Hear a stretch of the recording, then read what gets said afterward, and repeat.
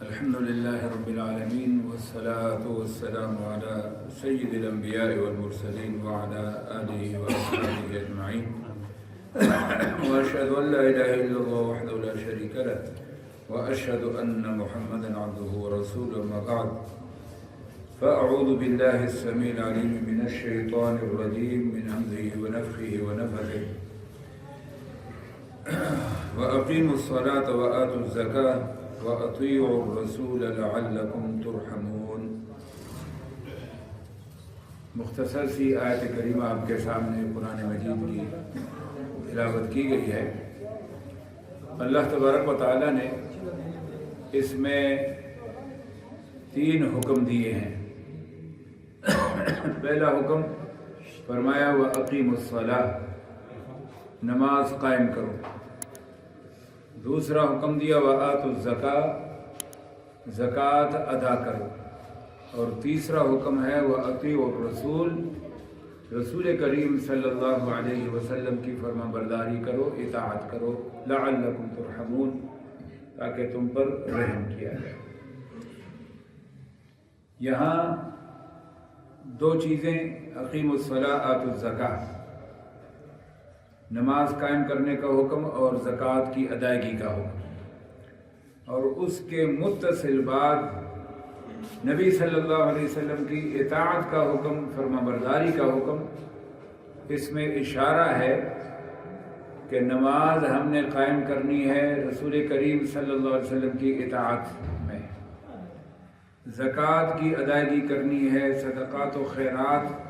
ادا کرنے ہیں نبی صلی اللہ علیہ وسلم کی اطاعت میں، فرما برداری میں۔ ویسے تو عمومی حکم ہے اطیعوا اللہ و اطیعوا الرسول، اللہ اور اس کے رسول کی اطاعت کرنی ہے۔ یا ایھا الذین آمنوا اطیعوا اللہ و اطیعوا الرسول ولا تبطلوا اعمالکم، ایمان والو اللہ اور اس کے رسول کی اطاعت کرو اور اپنے عمل برباد مت کرو۔ یا ایھا الذین آمنوا اطیعوا اللہ و اطیعوا الرسول واولی الامر منکم فإن تنازعتم فی شیء فردوہ الی اللہ والرسول ان کنتم تؤمنون باللہ والیوم الآخر ذلک خیر واحسن تأویلا۔ تو دین اسلام وہ تو ہے ہی نام نبی صلی اللہ علیہ وسلم کی اطاعت کا، فرما برداری کا،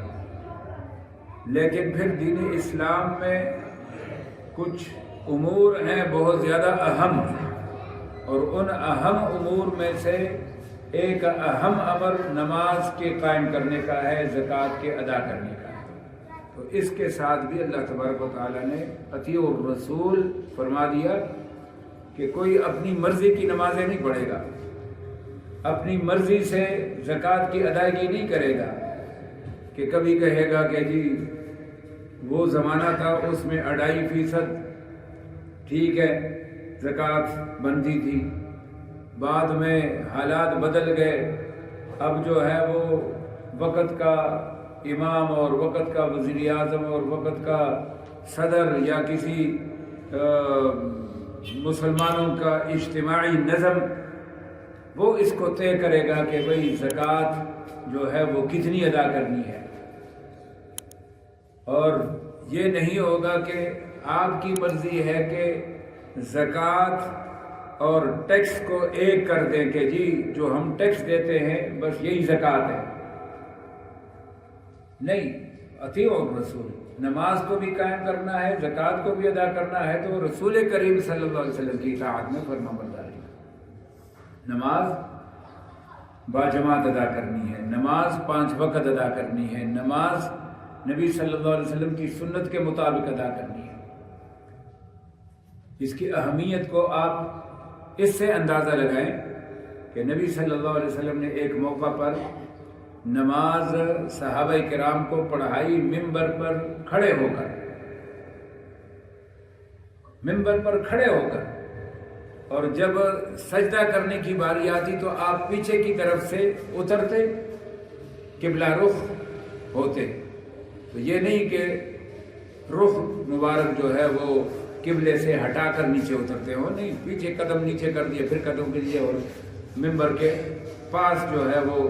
آ کے آپ سجدہ کر لیتے دونوں، اور سجدہ کرنے کے بعد پھر ممبر پر چڑھ جاتے۔ اور اس طریقے سے آپ صلی اللہ علیہ وسلم نے نماز پڑھائی، صحیح مسلم کی حدیث ہے۔ صحابہ کرام رضوان اللہ علیہم اجمعین نے نماز کے بعد آپ صلی اللہ علیہ وسلم سے پوچھا، اللہ کے پیغمبر صلی اللہ علیہ وسلم آج آپ نے یعنی ایک نیا کام کیا ہے کہ عمومی طور پہ تو آپ کا معمول ہے آپ مصلی پر سامنے کھڑے ہو کر زمین پر نماز ہمیں پڑھاتے ہیں، آج آپ نے ممبر پر کھڑے ہو کر ہمیں نماز پڑھائی ہے۔ تو آپ صلی اللہ علیہ وسلم نے فرمایا یہ جو عمل آج میں نے کیا ہے اس کی وجہ یہ ہے لِتَأْتَمُّوا بِی، تاکہ میں اونچی جگہ پہ کھڑا ہوں گا، تم نماز میں مجھے دیکھ لو گے کہ میں کس طرح نماز پڑھا رہا ہوں، تاکہ تم میری اقتداء کرو، جس طرح میں نماز پڑھ رہا ہوں اس طرح تم نماز پڑھو۔ اور وہ صحابہ جو آئے تھے نوجوان، 20 سال 21 سال عمریں تھی، 20 دن اور 20 راتیں آپ کے پاس رہے، اور اب جب واپس جانے کی باری آئی انہوں نے کہا کہ اب نے کچھ سیکھ لیا ہے، اب واپس اپنے گھر والوں کی طرف جانا چاہتے ہیں۔ آپ صلی اللہ علیہ وسلم نے اجازت بھی دی اور ساتھ میں فرمایا کہ صلو کما رأیتمونی اصلی، نماز پڑھو جس طرح مجھے نماز پڑھتے ہوئے تم نے دیکھا ہے۔ تو ایسا نہیں ہے کہ نماز ہم اپنی مرضی کی پڑھیں گے، جلدی پڑھیں، آہستہ پڑھیں، رکوع اپنی مرضی کا کریں، سجدہ اپنی مرضی کا کریں، قیام اپنی مرضی کا کریں، ظہر کی پڑھیں، عصر کی نہ پڑھیں، مغرب کی پڑھ لے، عشاء کی چھٹی ہو گئی، چاروں نمازیں پڑھ لی لیکن فجر کی نہیں پڑھی، پانچوں پڑھ لیے لیکن گھر میں پڑھ لی، نہیں، باقاعدہ پوری رہنمائی موجود ہے نماز کے حوالے سے، زکوٰۃ کے حوالے سے، حج کے حوالے سے، عمرے کے حوالے سے، باقی جتنے معاملات عبادات ہیں، ایک ایک امر اللہ اور اس کے رسول صلی اللہ علیہ وسلم نے وضاحت اس کی کر دی ہے۔ اس لیے اس بات کو اپنے دل و دماغ میں بٹھا لیں، کوشش کریں۔ ماشاءاللہ آپ کا مرکز تکمیل کے مراحل میں ہے اور تکمیل سے پہلے ہی آپ نے اس کو مرکز بنا دیا ہے، الحمدللہ۔ اللہ آپ کو جزائے خیر عطا فرمائے، مولانا صاحب کو اللہ تبارک و تعالیٰ مزید برکتوں سے نوازے، اور آپ دو صاحباب جو ساتھ دے رہے ہیں، نمازوں میں آ رہے ہیں اور اسی طرح سحری اور فجر میں درس میں، تو آپ کو بھی اللہ تبارک و تعالیٰ جزائے خیر۔ تو یہ نماز اور یہ دوسری عقیدے کا مسئلہ اور عمل کا مسئلہ اور اسی طرح مسائل و احکامات، یہ آپ کے پاس بہترین موقع ہے۔ ٹائم جو ہے وہ زندگی کا کوئی پتہ نہیں، کس ٹائم جو ہے وہ انسان ادھر ہے اور کس ٹائم اگلے جہان پہنچتا ہے۔ کئی ایک تھے جو پچھلے سال ہمارے ساتھ تھے اور آج وہ ہمارے اندر موجود نہیں، بلکہ یکم رمضان تک، 2 رمضان تک، 10 رمضان تک، 20 رمضان تک بھی موجود تھے اور آج ہمارے اندر نہیں ہے، تو کل ہم نے بھی نہیں ہونا۔ یہ جو موقع ہے، وقت کا موقع، زندگی نے اگر وفا کی تو اس کو غنیمت جانیں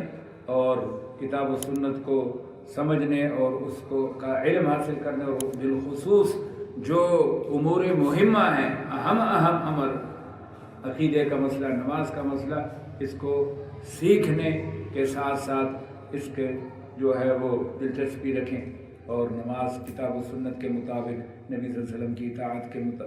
فرما برداری کرتے ہوئے آپ کے طریقے کے مطابق اس کے فرائض، اس کے واجبات، اس کے سنن، اس کے آداب، وہ ساری چیزیں سیکھ کر اس کے مطابق نماز پڑھیں گے، زکوٰۃ کی ادائیگی بھی اسی طرح کریں گے، تو اللہ تبارک و تعالیٰ فرماتے ہیں لعلکم ترحمون۔ ہم کس لیے یہ تگ و دو کرتے ہیں کہ اللہ کا ہمارے اوپر رحم ہو جائے، مہربانی ہو جائے، دنیا کے اندر بھی اللہ کی رحمت کے ہم مستحق بن جائیں اور مرنے کے بعد بھی اللہ کی رحمتوں کے مستحق بن کے جنتوں کے وارث بن جائیں۔ تو اس کے لیے اللہ تبارک و تعالیٰ نے طریقے بتلائے ہوئے ہیں، رستہ بتلایا ہوا ہے۔ انہی الفاظ پہ میں اکتفا کرتا ہوں۔ اللہ تبارک و تعالیٰ ہم سب مسلمانوں کو کتاب و سنت کو سمجھ لے اور اس پر عمل کرنے کی توفیق عطا فرمائے۔ وآخر دعوانا الحمدللہ رب العالمین۔ جامع حرمین آپ کے شہر کا ادارہ ہے، پچھلے 18 سال سے تعلیمی، تدریسی، دعوتی، تبلیغی مصروفیت میں ماشاءاللہ اپنا کام کر رہا ہے، تو مناسب تو نہیں تھا ابھی آپ کا اپنا مرکز تعمیر ہو رہا ہے، لیکن ابھی سے اگر آپ کو عادت پڑ جائے کہ جہاں مستحق جگہ ہوں، جامعات ہوں، مساجد ہوں، تو آپ ابھی سے ان کے ساتھ تعاون کریں، تو انشاءاللہ اس ایک مرکز سے کئی ایک مرکز ان کو تعاون بھی ملتا رہے گا، اور کئی ایک مرکز جو ہیں وہ آپ کھڑے کر سکتے ہیں۔ اللہ آپ کے مال میں، جان میں، کاروبار میں برکت عطا فرمائے۔ سبحان ربک۔